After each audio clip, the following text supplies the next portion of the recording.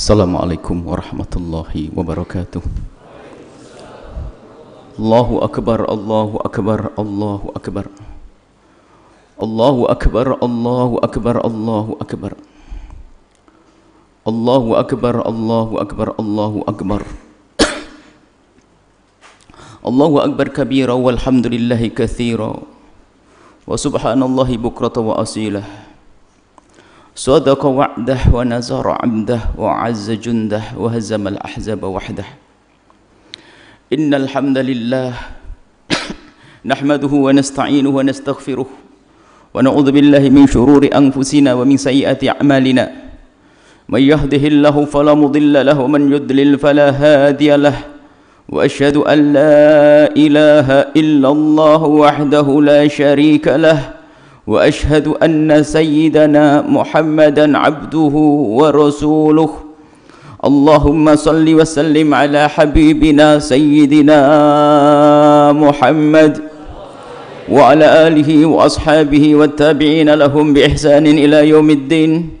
معاشر المسلمين اتقوا الله حق تقاته ولا تموتن إلا وأنتم مسلمون. قال ربكم سبحانه وتعالى وأمركم بالتقوى فقال عز وجل يا أيها الذين آمنوا اتقوا الله حق تقاته ولا تموتن إلا وأنتم مسلمون. يا أيها الذين آمنوا اتقوا الله وقولوا قولا سديدا يصلح لكم أعمالكم ويغفر لكم ذنوبكم ومن يطع الله ورسوله فقد فاز فوزا عظيما. Amma ba'd. Ma'asyiral muslimin, kaum muslimin dan muslimat yang dimuliakan oleh Allah dengan iman dan Islam. Islam adalah agama membawa keindahan, dibawa oleh seorang nabi yang disebut sebagai nabi rahmatan lil alamin.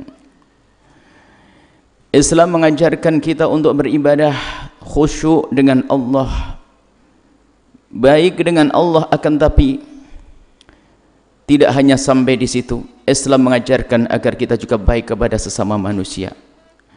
Dan di saat seseorang itu bisa baik kepada Allah, kemudian bisa baik kepada sesama manusia, maka ia akan menemukan keindahan yang sesungguhnya. Seperti yang saat ini kita laksanakan. Salat hari raya Idul Fitri adalah muqaddimah kita untuk mengadakan hari raya nanti. Di situ dianjurkan untuk ada khatib yang menyampaikan khutbahnya. Dan tentunya pesan khatib hendaknya sesuai dengan apa yang akan dilakukan oleh para jamaah agar sempurna di dalam melaksanakan hari raya. Karena itu kami ingin menyampaikan bahwasanya hari raya ini adalah hari bahagia untuk umat Islam. Hari kegembiraan yang sesungguhnya. Ingat, kegembiraan yang sesungguhnya itu bukan hanya senyum yang ada di wajah atau tampak berseri-serinya wajah, akan tapi kebahagiaan yang sesungguhnya adalah di saat hati seorang yang beriman terbebas daripada segala sesuatu yang menjadikan hatinya gelisah, hatinya sakit. Terbebasnya seorang hamba daripada kebencian, kedengkian serta dendam kepada sesama. Maka sudah menjadi syiar hari raya Idul Fitri adalah saling memaafkan. Dan syiar ini sudah benar-benar terangkat di mana-mana. Setiap orang bertemu, sahabat dengan sahabat, suami istri, anak bapak, kalau bertemu selalu mengucapkan kalimat mohon maaf lahir dan batin. Itu adalah syiar zahir yang sudah tepat. Akan tapi, sudahkah syiar zahir itu dirasakan oleh batin kita? Karena sesungguhnya kebahagiaan itu adalah di dalam hati, hati yang terbebas dari kebencian, kedengkian. Jangan sampai syiar itu hanya di zahir saja, tapi tidak dirasakan oleh hati kita. Maka di samping syiar itu harus benar-benar tampak di zahir kita, maka harus juga dirasakan di hati kita. Mari kita mulai dari diri kita sendiri, keluarga kita sendiri, yaitu menata hati kita agar kita bisa memahami makna mohon maaf lahir dan batin. Dari hati, bukan sekedar kalimat yang dihafal lalu diucap dan didengar tapi tidak dirasakan di hati. Apa makna mohon maaf lahir dan batin? Di situ dituntut, satu, ada orang meminta maaf, yang kedua ada orang memaafkan. Maka di dalam hal ini mari kita memulai dari diri kita untuk menjadi orang yang mudah memaafkan. Sebelum kita minta maaf, kita ingin meminta sesuatu kepada saudara kita karena kesalahan kita. Maka sebelum kita minta maaf, maka hendaknya kita bekali hati kita menjadi hati yang mudah memaafkan. Ini adalah orang yang berjiwa besar dan orang yang mulia. Hatinya bersih di saat begitu mudah memaafkan siapapun, baik orang yang baik kepadanya lalu melakukan kesalahan, atau orang yang memang selamanya tidak pernah berbuat baik kepadanya. Akan tapi kenapa? Karena hatinya yang sudah menjadi hati yang mudah memaafkan. Bahkan perlu dijadikan menjadi slogan yang ada di rumah kita, di perkumpulan kita, di kantor-kantor kita, di masyarakat kita, bahwasanya slogan mudah memaafkan dan mudah meminta maaf, agar kita semuanya sadar bahwasanya hidup kita ini memang sesaat kita melakukan kesalahan, akan tapi sesaat ada orang lain berbuat salah kepada kita. Kalau hati kita tidak kita bekali dengan bekal ini, maka ketahuilah problem sekecil apapun akan menjadi sebab orang saling berpaling, saling bermusuhan, bahkan mungkin saling caci maki. Maka yuk kita tengok diri kita sendiri. Dan di saat kita mengucapkan mohon maaf lahir dan batin, mohon maaf lahir dan batin, berapa ribu kali kalimat ini kita ucapkan, akan tetapi sudahkah kita rasakan dengan hati kita bahwa kita telah menyiapkan maaf sebanyak-banyaknya? Untuk siapa? Untuk dia yang berbuat zalim kepada kita, untuk dia yang berbuat salah kepada kita. Apa arti kunjung mengunjungi? Apa arti hadiah yang diberikan jika bukan atas dasar kita siap memberikan maaf kepada orang lain terlebih dahulu? Inilah kebersihan hati, memberi maaf, memberi maaf, memberi maaf. Bahkan orang takwa yang disebutkan di dalam Al-Quran adalah mereka yang memaafkan biarpun orang itu berbuat salah kepadanya, biarpun orang itu yang tidak pernah ada kebaikan baginya. Bahkan meminta maaf, kalau kita bicara meminta maaf, tidak ada artinya permintaan maaf kita kalau ternyata kita sendiri bukan orang yang mudah memaafkan. Sehingga kehidupan meminta maaf hanya basa-basi, basa-basi di masyarakat kita. Minta maaf, maafkan saya, akan tapi tidak pernah hati ini memberi maaf. Sehingga yang ada di lisan saja. Sehingga setelah perkumpulan reuni keluarga besar Pak Haji Fulan, setelah keluar sampai di rumah masing-masing pun ternyata semuanya punya bahan baru untuk menggunjing masing-masing. Kenapa? Karena hatinya belum saling memaafkan. Maka dari itu mari kita terus tata hati kita agar kita bisa benar-benar memaafkan, termasuk di masa pandemi ini, memaafkan saudara kita yang nggak bisa kunjung ke tempat kita karena udzur, memaafkan saudara kita yang nggak bisa telepon karena lupa. Mungkin kadang-kadang nih hari raya ini malah menjadi bahan betul baru untuk memusuhi, bahan baru untuk memusuhi. Gara-gara si fulan tidak ngirim SMS, gara-gara si fulan lupa ngirim surat ucapan selamat, itu dianggap bermusuhan. Tidak mungkin orang bisa saja lupa. Bahkan kalau seandainya mereka melupakan kita, bukan berarti kita harus melupakan mereka. Intinya, ayo kita mulai dari diri kita, membuka hati kita, memaafkan orang sebanyak-banyaknya. Kesalahan pribadi antara kita dengan dia, ayo kita maafkan. Jangan menyimpan dendam sedikit pun. Jangan menyimpan dendam, dendam itu menyiksa di dalam hati kita. Kemudian, agar hati kita tetap terjaga menjadi hati yang mudah memaafkan, hati yang bersih dari dengki dan prasangka buruk, harus ada sebab-sebab yang harus kita jalankan, kita lakukan. Pertama adalah bagaimana kita menjaga telinga kita, agar kita tidak mudah mendengar informasi-informasi dari siapapun. Kuncinya sederhana, setiap informasi yang merugikan hati kita, benar atau tidak benar, hendaknya kita jangan mudah peduli, jangan mudah didengar. Jika ada saudara kita, sahabat kita menceritakan tentang kejelekan seseorang, maka katakan kepada saudara kita itu diam atau pergi. Kenapa? Jangan racuni hatiku. Baginda Nabi Muhammad SAW, hamba yang sangat bersih hatinya, akan tapi beliau berpesan kepada sahabat-sahabat beliau, jangan kau ceritakan kepadaku yang tidak baik tentang sahabat-sahabatmu.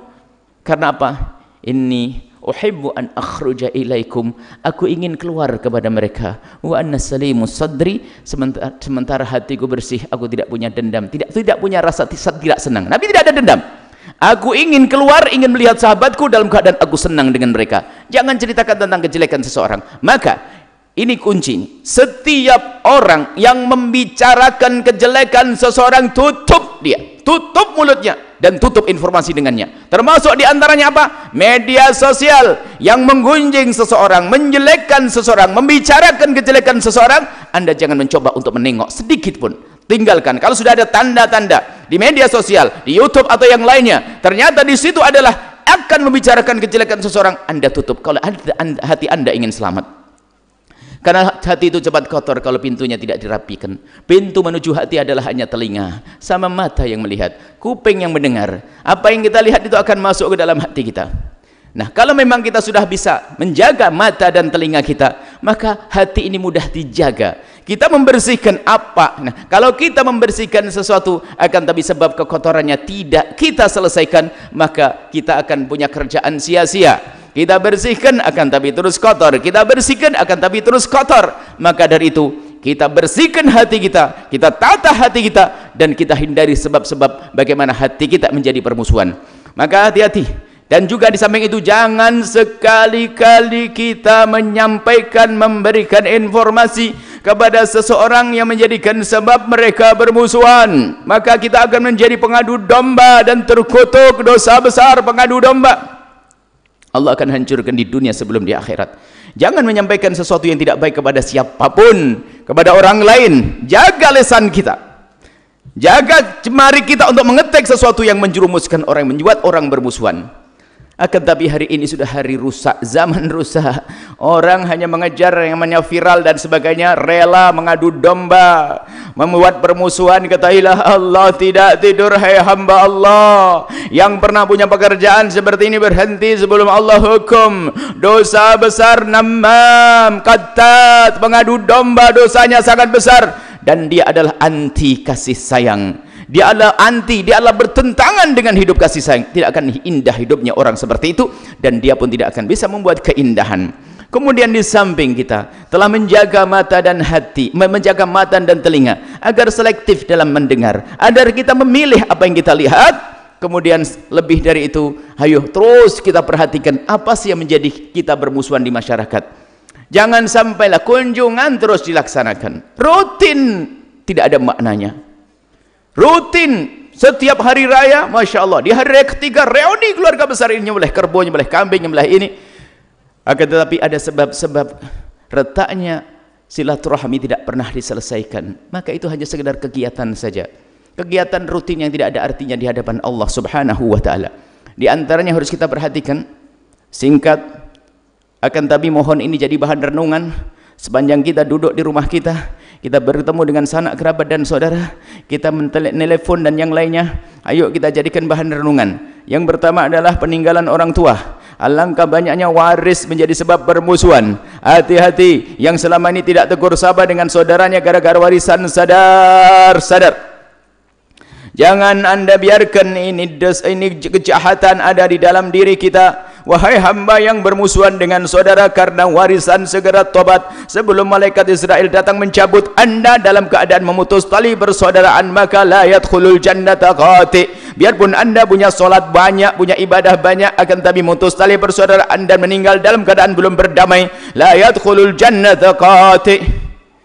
Tidak akan masuk surga orang yang memutus tali persaudaraan. Jangan rebut itu waris adikmu. Bahkan kalau seandainya harus ada perselisihan, biarkan harta kita yang diambil. Dengar dan dengar agar selamat. Alangkah banyaknya orang yang terjerumus di sana gara-gara warisan bermusuhan. Dan sebabnya orang bermusuhan gara-gara waris, kadang dirinya sendiri yang jahat hatinya, kadang istrinya, kadang temannya, kadang orang yang ada di kiri kanannya. Akan tapi bagi orang yang sudah tertata hatinya, biarpun 1000 iblis mendatanginya untuk merayunya, dia tidak akan tergoda karena hatinya yang bersih tadi. Kemudian yang lainnya adalah yang menjadi sebab seseorang itu bermusuhan, di antaranya adalah karena pernikahan. Gara-gara menikah menjadi jauh dengan adik dan kakaknya. Hati-hati, pernikahan seharusnya membawa seseorang semakin dekat kepada Allah. Pernikahan hendaknya menjadikan seseorang semakin dekat dengan sanak kerabat dan saudara. Akan tapi ada pernikahan hamba yang celaka. Pernikahan hamba yang celaka ternyata dengan pernikahan ini menjadikan mereka semakin jauh dengan sanak dan kerabat. Na'udzubillah. Maka sadar hai hamba Allah, Kalau karena istrimu engkau tidak tegur sapa dengan adik dan kakakmu, maka ketahuilah istrimu itu adalah fitnah, adalah bencana, adalah perusak, kawannya syaitan. Sadari makna ini, alasannya apapun. Enggak boleh seseorang menghalangi adik bersilaturahmi dengan kakaknya. Dan wahai istri yang salehah, kalau suamimu menghalangimu untuk bersilaturahmi dengan bapak ibumu dan adik kakakmu, maka ketahuilah suamimu itu adalah fitnah, merusak, telah rugi menikah dengan orang yang semacam itu. Maka dari itu yang selalu kami serukan, hendaknya suami istri itu selalu tolong menolong di dalam berbakti kepada orang tua, tolong menolong di dalam bersilaturahim, sehingga kaidahnya sederhana, wahai istri, bantu suamimu. Ingat, semua yang menjadi istri, bayangkan suamimu di mana. Wahai istri, di mana engkau? Dengar dan dengar, bantu suamimu agar bisa tetap baik, bahkan semakin baik dengan ibundanya dan ayahandanya dan juga adik kakaknya. Bayangkan di matamu tentang adik kakaknya ada di mana. Sudahkah engkau menyuruh suamimu mengirim hadiah, sambung silaturahmi atau belum? Kalau belum, engkau adalah termasuk perusak yang dikutuk oleh Allah. Seorang istri yang ternyata menjadikan sebab suami masuk neraka. Sadari makna ini, pernikahan dan pernikahan. Kemudian yang lain lagi adalah kesalahan orang dibawa-bawa kepada kita. Contoh yang ketiga ini, sebab seseorang menjadi bermusuhan, tidak silaturahmi. Yang ketiga diantaranya adalah ketidakadilan yang dirasa oleh seorang anak dari seorang ayah atau seorang ibu. Ketahuilah bahwa seorang ayah yang tidak adil itu dosa dan dosa. Hei para orang tua, jangan berlaku tidak adil, jangan berbuat tidak adil kepada putra-putrimu. Sebab ketidakadilanmu itu akan menjadi sebab mereka bermusuhan dan saling dengki. Akan tetapi jika seorang anak, kita ini insya Allah ahli surga semuanya. Seorang anak ahli surga, biarpun melihat orang tuanya tidak adil, dia tidak boleh terpengaruh. Kesalahan orang tua tidak boleh menjadikan dia jahat dan jelek. Maka dari itu kami himbau, kalau kita menemukan orang tua tidak adil, jangan menjadikan sebab kita bermusuhan. Sebab itu adalah umpannya iblis dan syaitan untuk menjadikan sang anak agar bermusuhan. Setan menggoda ayahnya dan ibunya agar tidak adil. Kemudian setelah ayah ibunya sudah tidak adil, setan tepuk tangan, sukses. Bapak ibunya tidak adil, akan tapi tidak sampai di situ, setan ingin memasukkan anaknya ke neraka, sehingga anaknya dibuka matanya untuk melihat ketidakadilan orang tua, sehingga sang anak itu pun marah. Bukan marah kepada bapak ibunya saja, marah kepada anak yang dianggap sebagai anak mama, anak tersayang. Apa yang terjadi setelah itu? Permusuhan. Khususnya setelah orang tua meninggal dunia, maka seorang anak ini akan bermusuhan. Hati-hati. Artinya apa? Semoga orang tua kita adalah adil semuanya. Jika seandainya orang tua kita tidak adil, jangan menjadikan Anda memusuhi adik Anda yang paling disayang oleh adik Anda. Fahami ini. Karena apa? Banyak orang kepleset, terjerumus karena ini. Karena tidak sadar bahwa itu adalah adiknya sendiri yang Allah mewajibkan untuk sambung silaturahmi kepadanya. Bahkan kalau memang kita melihat adik kita itu dimanja oleh ayah kita dengan tidak adil, disayang oleh ayah kita, maka kita mengerti ayah kita punya kewajiban berbakti, maka akan kita dukung.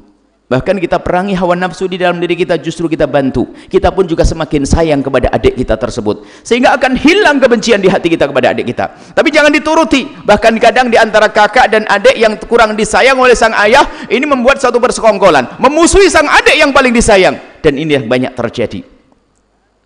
Kemudian hal lain lagi yang menjadikan sebab permusuhan ada, masih banyak sebab. Akan tapi kita perlu merenung satu demi satu. Jangan-jangan itu adalah kita. Di antaranya adalah perbedaan ibu atau perbedaan ayah. Namanya hidup bisa saja. Sebuah pernikahan bisa saja terjadi perceraian. Pernikahan terjadi perceraian. Sang ayah menikah lagi, sang ibu menikah lagi. Kemudian sang ibu punya anak lagi dari suami yang baru lagi. Kemudian anak dari ibu, anak dari ayah yang pertama kadang tidak cocok dengan anak dari ayah yang kedua, padahal ibunya sama. Atau begitu sebaliknya, anak daripada ibu yang pertama sudah tidak senang dengan anaknya dari ibu yang kedua. Bisa jadi kisahnya adalah macam-macam modelnya.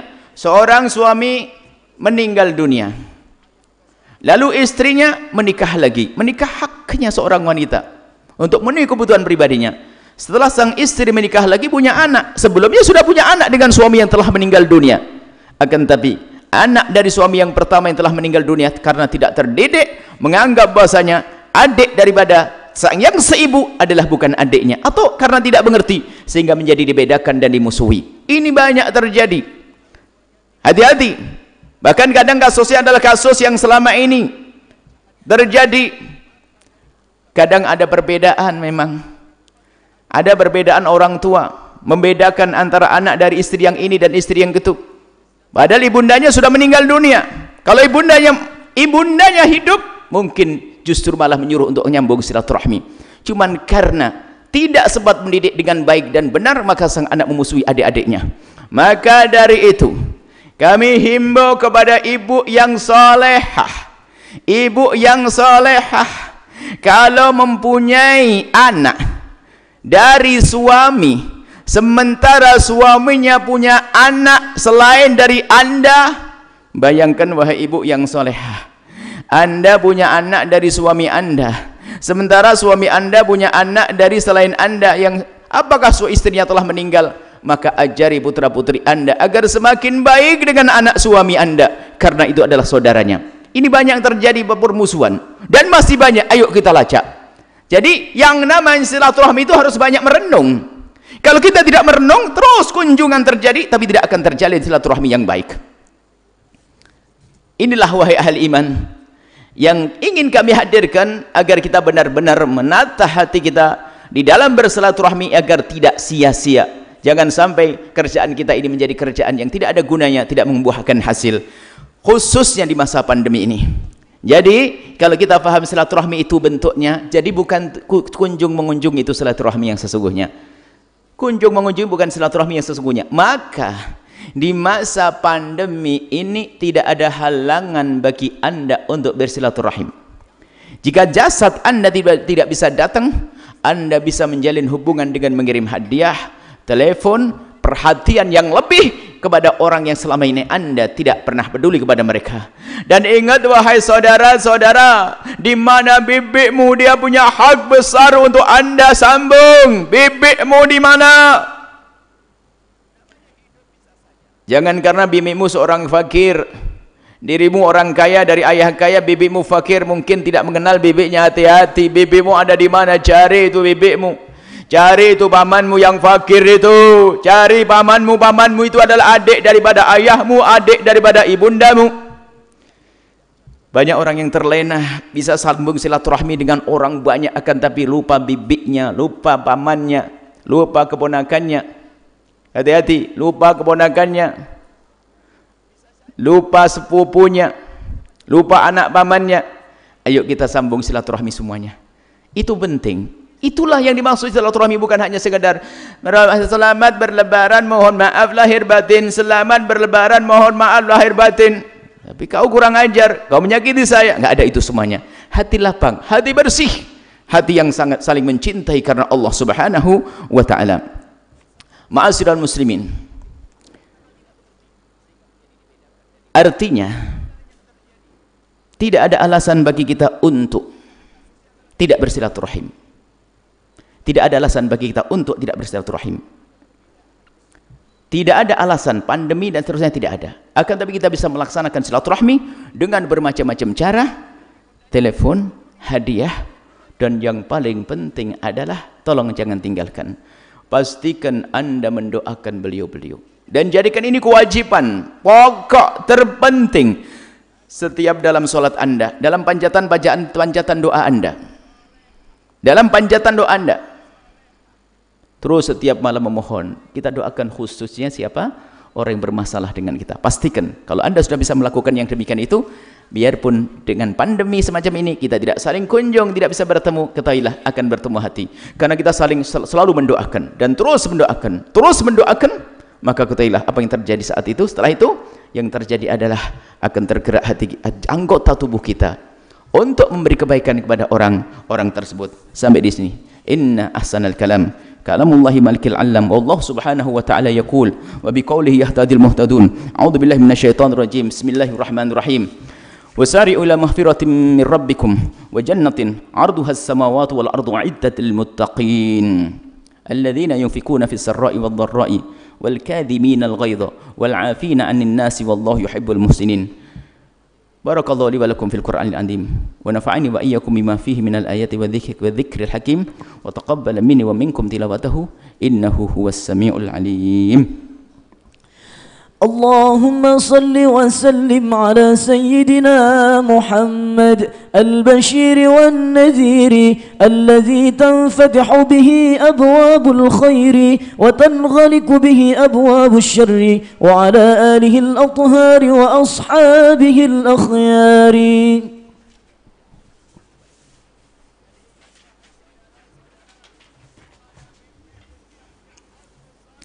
Allahu akbar, Allahu akbar, Allahu akbar. Allahu akbar, Allahu akbar, Allahu akbar. Allahu akbar.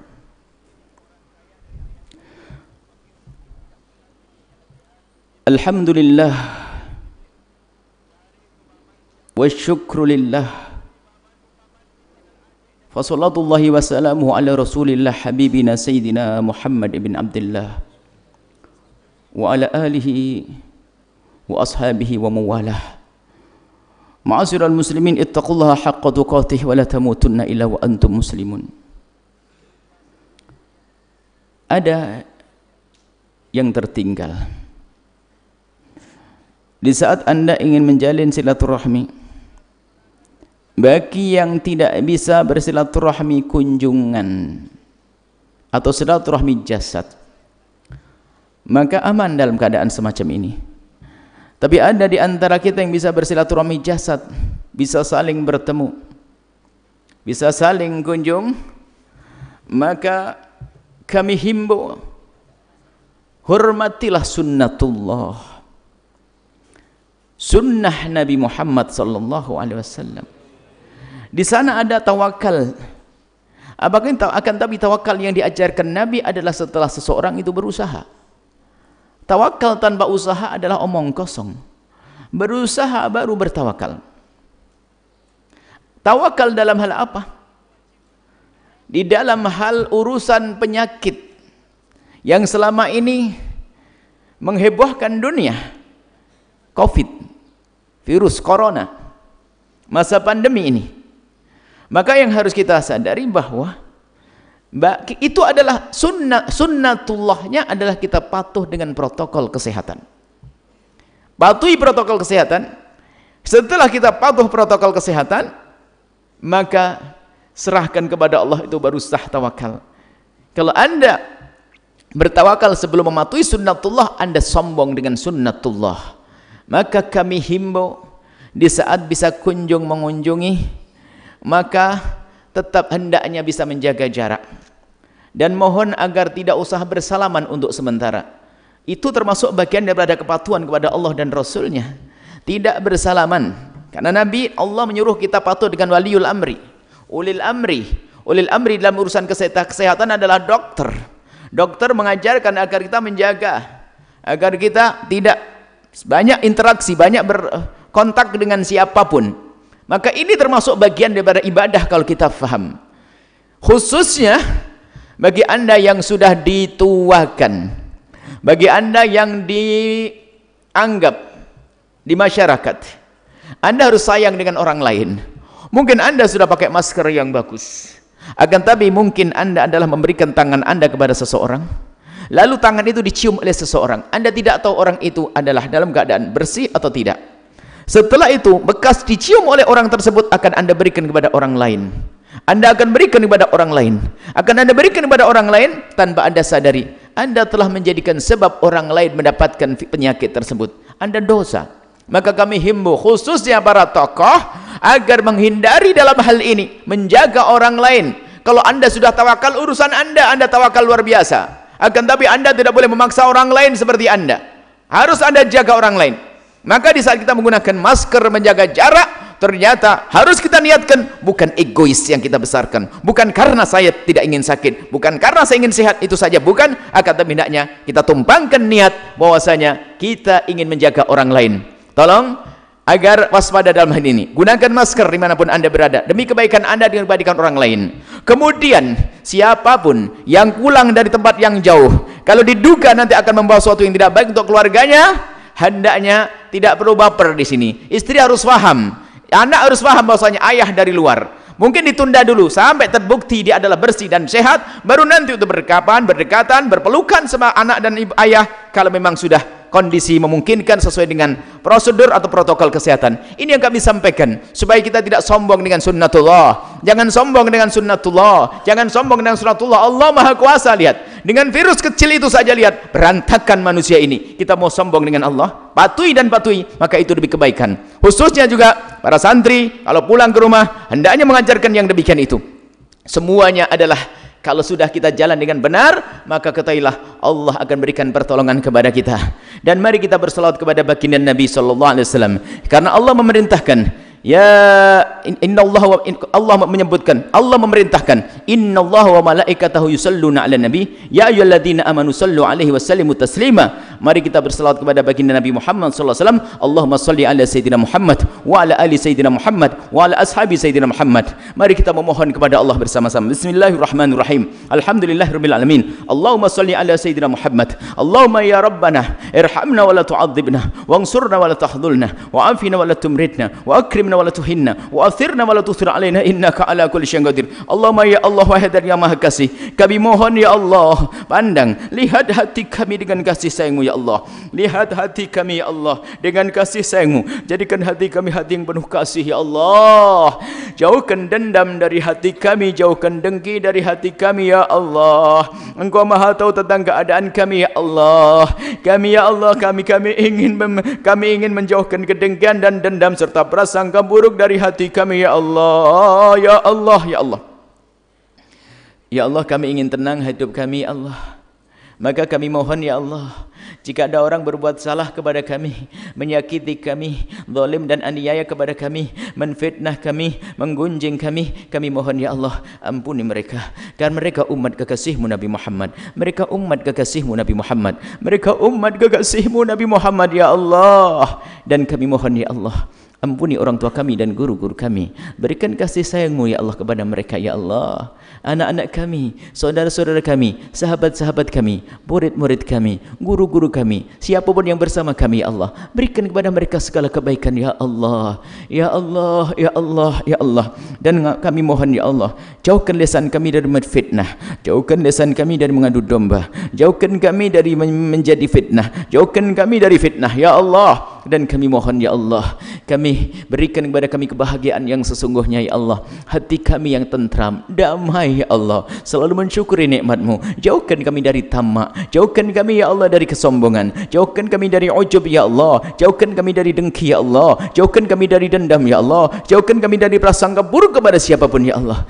Hanya Engkau yang menguasai hati kami ya Allah. Kami hanya berusaha untuk membersihkan hati kami, kami hanya berusaha untuk menjaga hati kami, akan tapi hanya Engkau yang bisa menjaga hati kami ya Allah. Kami serahkan kepadamu ya Allah, dan kami mohon angkat wabah ini ya Allah, angkat wabah ini ya Allah, angkat wabah ini ya Allah. Ganti dengan kasih sayang-Mu ya Allah, ganti dengan kasih sayang-Mu, ganti dengan rahmat-Mu ya Allah. Siapapun ya Allah dari umat kekasih-Mu Nabi Muhammad yang telah kembali kepadamu karena wabah tersebut ya Allah, ya Allah, seperti yang disebut oleh kekasih-Mu Nabi Muhammad, ada beberapa orang yang meninggal biarpun di atas kasurnya akan disebut sebagai mati syahid. Maka kami mohon ya Allah, angkat derajat mereka sebagai orang yang mati syahid, dan yang ditinggal dari keluarganya ya Allah, berikan segala kebaikan berkat keluarga yang telah meninggal dengan mati syahid, berikan segala kebaikan di dunia dan di akhirat. Dan kami mohon ya Allah, mudahkan kami untuk selalu mendekat kepadamu ya Allah. Ya Allah, jauhkan kami dari segala dosa ya Allah. Dosa mata kami ya Allah, dosa mata kami ya Allah, dosa telinga kami ya Allah, dosa lisan kami ya Allah, dosa syahwat kami ya Allah, dosa kami ya Allah, ampuni dosa kami ya Allah, ya Allah, ya Allah, ya Allah. Dan kami mohon pilih kami untuk menjadi pejuang-pejuang-Mu di zaman ini Allah.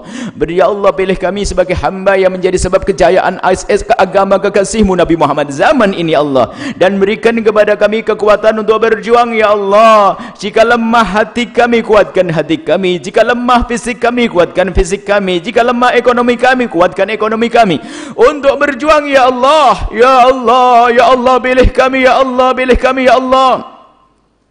Dan jaga hati kami ya Allah.